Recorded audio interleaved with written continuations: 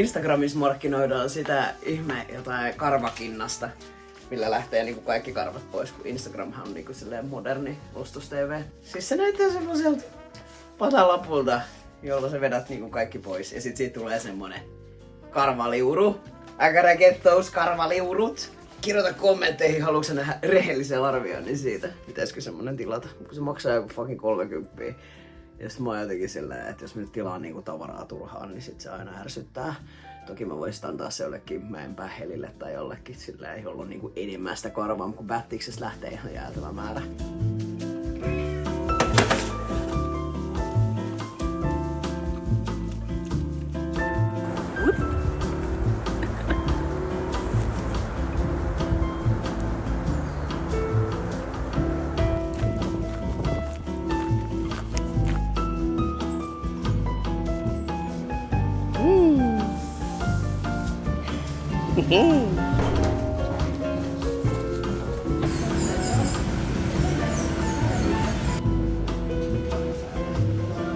Herra jästä, että lentää tavaraa. Mä oon tehnyt lähinnä TikTokia ja Instaa hyvin pitkään. Ja nyt mua ehkä kiinnostaa päästää silleen vähän lähemmäs mun arkea, että mitä kaikkea tulee tehtyä täällä.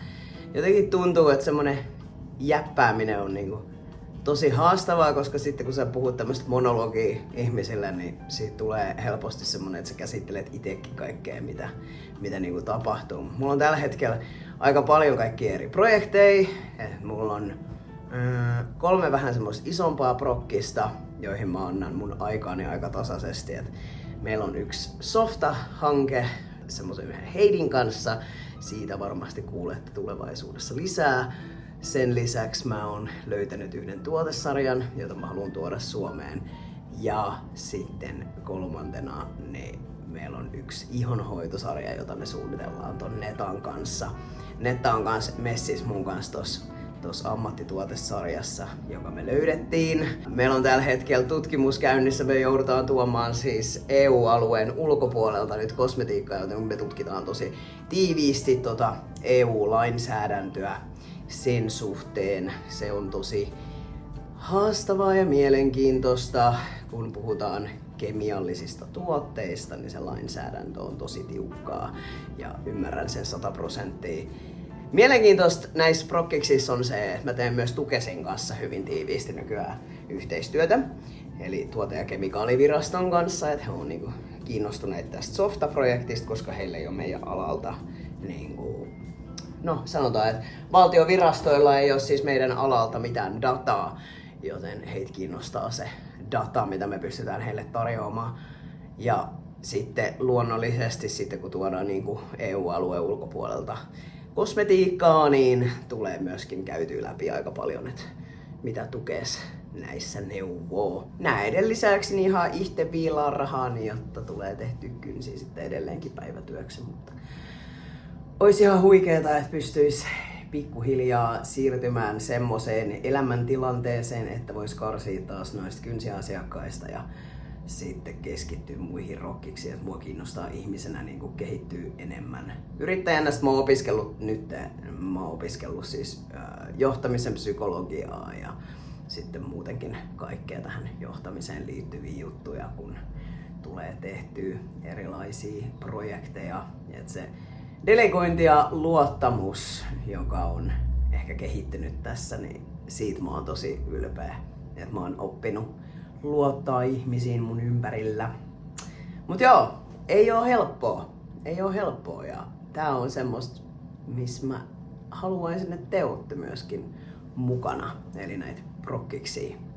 Niin joo. Kertokaa ihmiset, mitä kaikkea teille kuuluu, että onko jotain mielenkiintoisia juttuja. Musta on jotenkin tullut semmonen, että jos mä näen, että joku on niinku hyvä jossain, niin mä oon tosi innoissani siitä. Ja mä oon nyt niinku yhdistänyt aika paljon ihmisiä eri hankkeisiin. Se on ollut tosi siistiä. Ja tajunnut sen, että kun mä oon 18 vuotta tehnyt kynsiä, niin mä oon käsikädessä istunut aika monen ihmisen kanssa, niin se on siistiä, että pystyy yhdistelemään eri tyyppejä ja kontakteja niin kuin eri hankkeisiin ja projekteihin. Se on ollut niin kuin ihan mieletön semmoinen älynväläys. että onhan tässä tullut pidettyä kaiken tyyppisten ihmisten käsistä kiinni vuosien aikana. Kotona menee hyvin. Mini voi hyvin. Mun aviomies voi hyvin.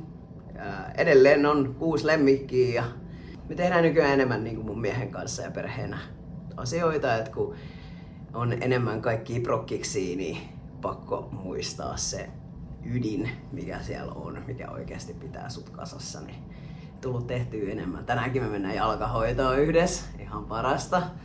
Niin joo, tuntuu, että kun on oikeasti viettänyt enemmän aikaa, niin on myöskin niin kuin silleen ihastunut uudestaan tohon ihmiseen. Mä oon tosi rakastunut tohon mun aviomiehen uudestaan. Tuntuu jotenkin höperöltä, mutta aivan ihanaa.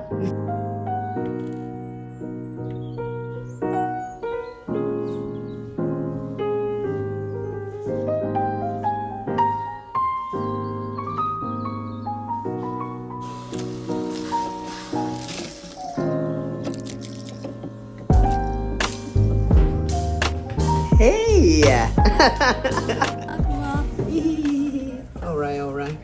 Mitäs sieltä löytyy? Show me them nails. Ei edes paha tilanne. No ei oo paha. Kyllä sinä ohat on pahassa tilanteessa. Joo. Tiedätkö, mä ajattelin, että sä saat ihan vapaat kädet tänään. Eikö se ole random?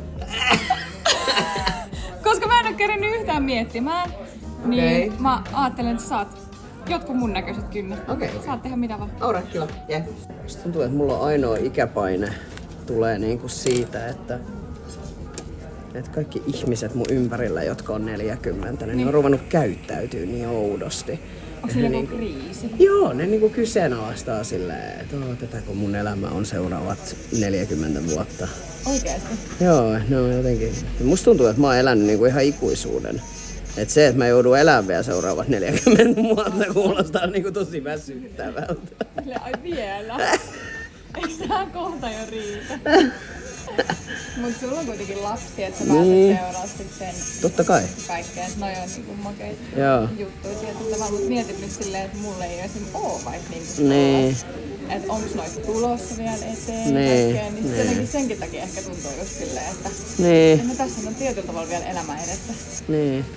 40-vuotiaat on kyllä niin höpsöjä, kun sit tuntuu, että ne jotenkin ihan hirveästi larppaa semmoista vakavuutta. Niin, että nyt on aikuinen. Niin, että nyt ollaan aikuisia. En mä tiedä, ehkä mustakin tulee tollanen.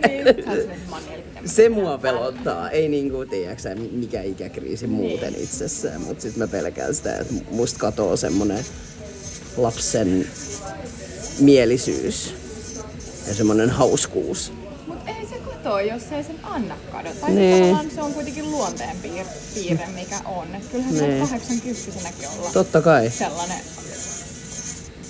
Ei se tarkoita, että nyt kun sä oot taas vuoden vanhempi, niin sun pitäisi vakavoitua elämässä. Että tämä elämä on niin saatana vakavaa. Varmasti myöskin kaikki, minkälaisia ihmisiä sulla on ympärillä ja miten sun niin kaikki tollaset suhteet sun ympärillä rakentuu. Mut ehkä se on silleen, että periaatteessa noissa se kameran laatu on hyvä, mutta iPhone itsessään työstää sen huonommaksi. Joo, joku mummo läppäs mua sporassa. Joo, mä kuljin se ohi. Et me oltiin lähtemässä Minikaa pois porasta ja sit kuljen sen ohi, niin se smack. Ja löi mua jalkaan.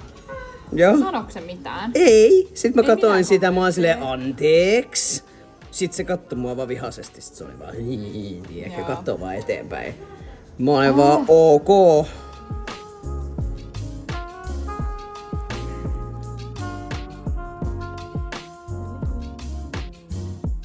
Next up, mitä me tehdään? Lyhyttä ja tylsää. Lyhyttä ja tylsää.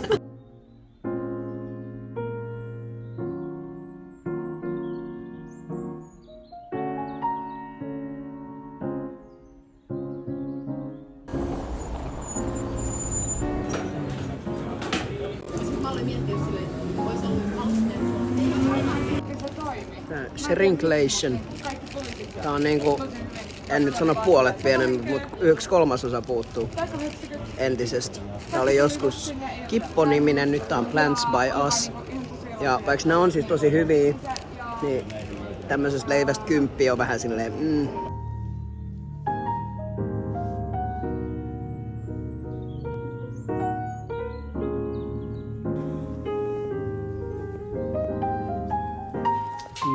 purkaostokset.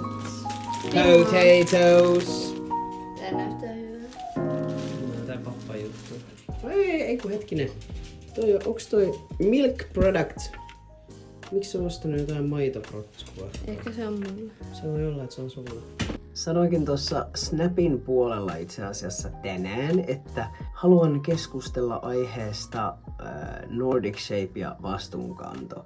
Koska mullahan oli siis Invited-nimisen tämmösen vaikuttajasovelluksen, jossa me saadaan yhteistöitä ja sitten me markkinoidaan sitten palvelua vastaan tätä palvelun tarjoajaa ja myöskin tätä Invited-sovellusta, niin mä sain heiltä Nordic Shapein tämmöisen yhteistyön. Mä kävin siellä 3 kertaa mikroneulassa ja sitten mulle tehtiin happohoitoa. Nyt oli noussut sitten esiin tämmönen kohu tästä, että Nordic Shape on piikittänyt laittomia aineita ja niistä ymmärtämättä. Mä itse kuluttajana en ymmärrä botokseista yhtään mitään, mulla ei ole siihen mitään koulutusta, mutta mä tiedän mitä se tarkoittaa, jos virastot tekee ratsian, koska se on hyvin harvinaista.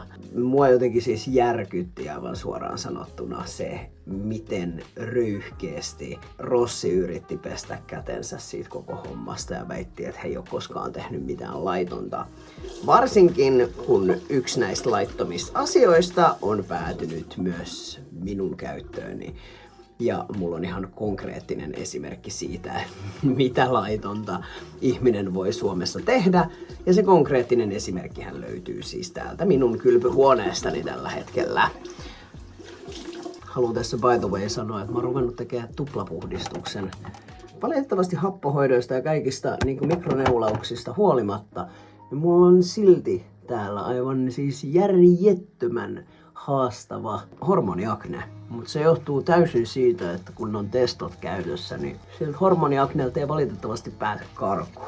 Ja siihen ei ihan hirveästi kyllä mikään tunnu auttavan. Mä itse teen siis tuote- ja kemikaaliviraston kanssa yhteistyötä, koska meillä on semmonen hanke, jossa me tarvitaan heidän konsultaatioon, jonka takia mä laitoin sitten saman tien kun mä tein kohun näin ja huomasin, että Tukes tekee myös tämän ratsian kanssa yhteistyötä, eli Tukes oli osa sitä ratsiaa.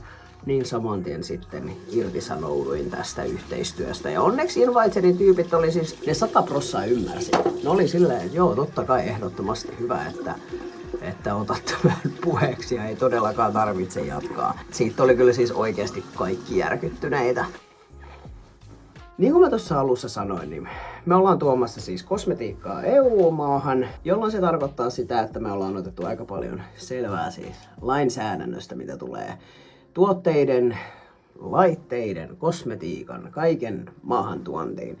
Joten mulla on aika selkeä kuva siitä, että mikä on laitonta ja mikä ei. Silloin kun sä tuot EU-alueelle jonkinnäköisiä laitteita tai kosmetiikkaa, niin niissä pitää olla tietyt merkinnät. Ja mulle annettiin Nordic Shapeiltä käyttööni tämmönen LED Light Therapy. Tämä ei ole nyt mainos, koska minua ei ole pyydetty tätä laitetta mainostamaan. Ja mä en usko, että tätä pystyy edes heiltä enää nostamaan.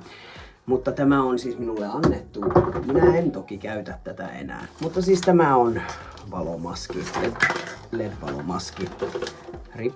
Paketissahan ei siis itsessään lue yhtään mitään. Tässä ei ole minkäännäköistä brändiä. Tässä ei ole valmistaja, tässä ei ole brändiä. Me katsotaan tätä käyttöohjetta. Niin EU-lainsäädännössähän lukee, että suomeksi on pakollista olla käyttöohjeet, mutta preferoidaan myöskin sitä, että on ruotsiksi, koska ruotsinkielinen väestö on suuri. Mutta tässä ei siis lue, tässä ei lue valmistajaa, tässä ei lue vastuuhenkilöä, tässä ei ole minkäännäköisiä käyttöohjeita suomeksi. Ja tätä myydään kuitenkin ihonhoidollisena ja tämmöisenä niinku kosmeettisena hoitovälineenä. Mä en voi tarpeeksi painottaa sitä, että miten noloa se on, että sä sanot, että te ette ole tehnyt mitään laitonta. Ja sit samaan aikaan sä jaat tollasia härveleitä ihmisille. Mä löysin ton 5 minuutin googlaamisella. Mä löysin ton Alibabasta. Se hinta oli 30 ja mä veikkaan, että jos he olisi ruvennut myymään, niin se hinta olisi ollut useamman 100 euroa. Mä en kysynyt heidän jälleenmyyntihintaa, kun mä sen sain käyttööni. Ja mulla kesti saada se semmonen muutama viikon, koska he on todennäköisesti tilannut sen sieltä Kiinasta. Ja sit kun toi laite tuli mulle, niin mä ajattelin, että vitsi, onpas sekundan näköinen pakkaus, niin kuin mun aviomieskin oli vähän silleen, että mitä hittoa, että mitä toi pakkaus on noin halvan näköinen. Mä ajattelin, että no Rossi on varmaan käynyt jossain Koreassa, jossain kosmetiikkamessuilla ja sieltä sitten tehnyt tilauksen. Kunnes sitten avasin ton paketin ja mulle selvisi, että täällähän ei ole mitään CE-merkintöjä eikä mitään vastuuhenkilömerkintöjä tai edes käyttöohjetta suomeksi. Joten se, että hän väittää, että he eivät ole tehneet yhtään mitään laitonta, ja mä nyt sanon, että tää ei ole mikään laittomin laittomuus, mitä mä nyt oikeasti keksin tässä tilanteessa, mutta että multa löytyy ihan oikeasti mun pesukoneen päältä yksi näistä heidän laittomuuksistaan, niin mua harmittaa se, että ihminen, joka on tossa asemassa, ei voi oikeasti myöntää virhettään. Me tehdään tarkoituksella ihan hirveät määrät taustatutkimusta tällä hetkellä, ettei tämmöisiä ihan järkyttäviä virheitä tapahtuisi, koska se olisi ihan hirveetä. Mun mielestä se olisi aivan järkyttävän noloa, jos kävisi jotain tällaista. Meillä kävi just terveystarkastaja ja me otettiin kaikki semmoiset huomiot, mitä hän pystyy esittämään jostain katon putkien pölysyydestä. Otettiin kaikki heti, siis pantiin toimeksi, puhdistettiin, tehtiin asiat, oltiin, että hyvä, että sanoit, tämä asia korjataan. Mutta mä tiedän, että yrittäjä, hän on saanut hänen kollegoiltaan huomautuksia, että tämä ei tule menemään läpi, jos tänne tehdään ratsia ja mitään ei ole tehty. Niin mun mielestä toi on jotenkin ihan siis järkyttävää. Toi on järkyttävää. Mulla on niin moni mun tuttu, jotka on saanut sieltä pistoshoitoa, jotka ei ole tehonnut. Ja he ei voi sanoa eikä tehdä yhtään mitään. He ei kehtaa sanoa siitä somessa, koska botoksia ei katsota hyvällä, jos nuoret ihmiset on vaikka ottanut botoksia, niin he ei välttämättä halua sanoa sitä julkisesti ääneen. Ja mua harmittaa näiden ihmisten takia. He on jollain lounastarjouksella mennyt ja maksanut 400 euroa botoksista, mikä ei ole tehonnut. Ja sit heitä on syytetty siitä siellä hoitolassa, että sun kroppas on todennäköisesti tottunut liikaa botoksiin, niin sen takia botoks ei enää toimi, kun tosiasiassa tilanne on ollut eri. Kaikki kauneudenhoitoalat tarvitsee jonkin sortin säätelyä, tarvitsee jotain systeemiä, että tästä hommasta tulee turvallisempaa. Ja tää on ihan siis, tää on valtiotason ongelma ja tää on EU-tason ongelma. Resurssit on tosi pienet kaikilla viranomaisilla. Et niillä ei ole oikeasti resursseja käydä läpi kaikkia hoitoloita niin tarkasti, että se olisi oikeasti se toiminta turvallista jokaiselle kuluttajalle. Meillä ei ole minkäännäköisiä, vaikka kynsialalla, meillä ei ole mitään lain vaatimia koulutuksia. Tiesittekö, että Venäjällä on, mutta Suomessa ei. Haluaisin vaan sanoa, että jos sä oot yrittäjä ja sä teet virheen, niin kohtaa se sun virhees. Tai ylipäätään ihan elämässä, että jos sä teet virheen, niin kohtaa se sun virhees. Meistä kaikki tehdään virheitä ja mun mielestä tärkeintä, kun mä katson tätäkin soppaa, jos hän olisi sanonut, että kyllä me toimittiin laittomasti ja olemme aivan äärettömän pahoillamme tästä ja korjaamme tapamme.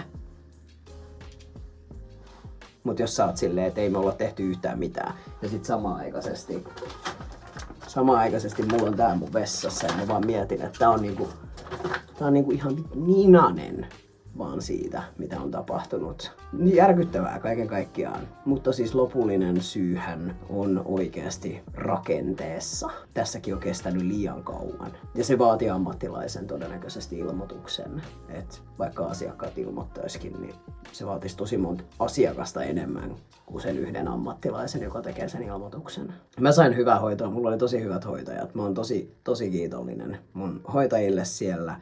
Siellä nyt vaan valitettavasti johto on kussut hommat. En ole itsekään ollut täydellinen yrittäjä koko elämääni, mutta pyrin toimimaan oikein. Lukekaa psykologiaa ja olkaa syvälle ja syvemmälle kiinnostuneita siitä alasta, mitä te teette ja millä te toimitte. Ehkä mä rupean nyt siis vloggaamaan. Tää oli ihan hauskaa. Katsellaan. Voi hyvin. Nähdään.